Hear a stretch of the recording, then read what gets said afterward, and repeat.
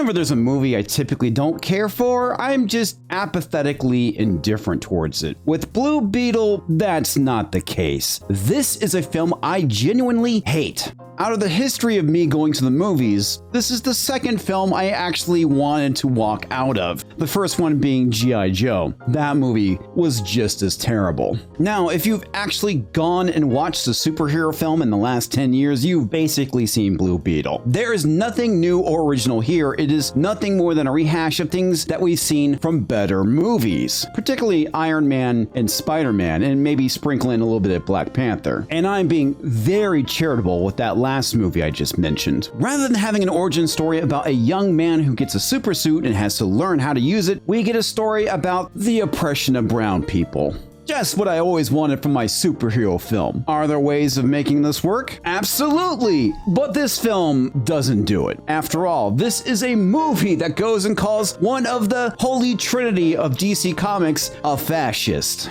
The fact that they put that front and center in the trailer for this movie, I find rather odd. And for me, that was a huge turnoff. And if it wasn't for the fact that I'm a YouTuber and I talk about entertainment, I wouldn't have bothered to go see this film. I still wish I hadn't bothered to go see this film. It's god-awful. This movie was doomed from the beginning. After all, it comes in at the very end of the ill-fated DCEU, which is promptly being rebooted by James Gunn in the next couple of years. And right now, I think the audience is suffering from a bad case of I could give a shit right now. Because what's the point in going and watching a movie that is connected to a cinematic universe that's not going to be relevant anymore? I'm sure that is a huge turnoff to the audience. So this movie, there really is no point to it. So if it was slated to get a sequel, it's not happening now. Blue Beetle's box office open is staggeringly disappointing, with 25 million domestically, 18,600,000 internationally, for a grand total of 43,600,000. Now, I often say that you can basically judge how well a film's gonna do based off of the preview day, and this film is,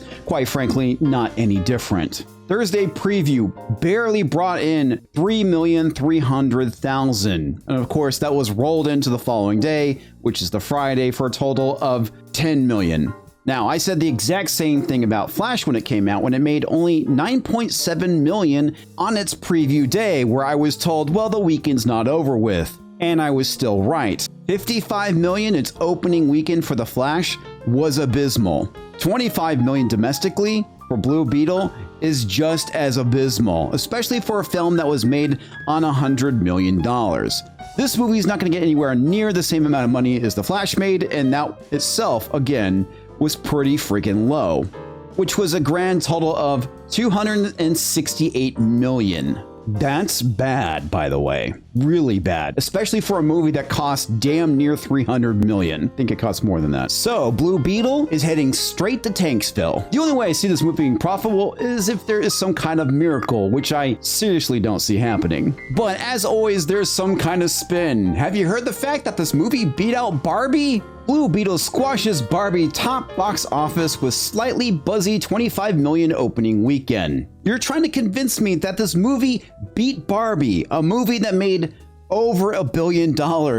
Blue Beetle beat out a movie that has been out for 31 days. This is not the success you think it is. This is nothing like The Sound of Freedom, which beat out Indiana Jones on the 4th of July. Mind you, Indiana Jones is only out for 5 days. It was blown out of the water by an independent film that nobody ever heard of except for Disney because they buried it. On top of that, domestically, Sound of Freedom brought home $177 million, beating out Indiana Jones 5. Indiana Jones only bringing in $173 million domestically. And mind you, The Sound of Freedom only had a domestic release. It hasn't gone international yet, which apparently there are plans to try and do so, which means that it will probably make more money. This is a know-nothing independent film that was made on pennies compared to a movie like Indiana Jones 5, which is not making money, ever. And let's be honest, the only people who stood to profit off this film were YouTubers. Oh, and I also forgot to mention that Blue Blue Beetle is the second worst DCU film at this point to date. It could be Aquaman by the time all this is over with, but who knows? And the only reason why this film isn't the worst DCU film is because of Wonder Woman 1984. And the reason why that movie did poorly is because it was released in the theaters and streaming at the exact same time, which I'm sure did not help those numbers. That was also a garbage film too, which sucks because I really liked the first one. If we come over to Rotten Tomatoes, you can see that we have a 77% total critic score and a audience score of 87%. But when we go to top critics, we have 68% and all audiences 87%. So I'm sure people are going to see those numbers and say, well, the movie's good, right? Wrong.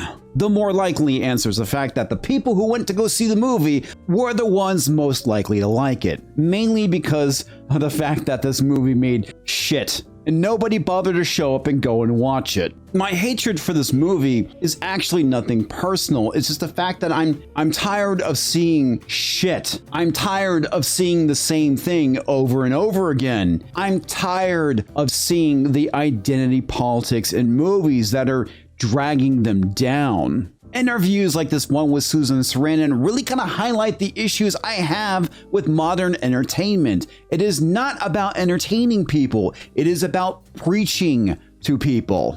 And that shit gets old real fast. Blue Beetle. And what's fabulous about it is it's the first Latinx hero that has his own movie. Stupid. You know what? I think it's actually Zorro, not Blue Beetle. And it's really... That's major. Even better, all of the Mexican, because his family is Mexican and all the actors were Mexican or Mexican American, and it's in Spanish. I'm not sure when this interview was made, obviously before the writer's strike sometime, maybe it was last year, I don't know. But what I can tell you is that the movie is not in Spanish. Yes, it has Spanish in it, and there are certainly subtitles, but it's not completely in Spanish like that one Spielberg movie.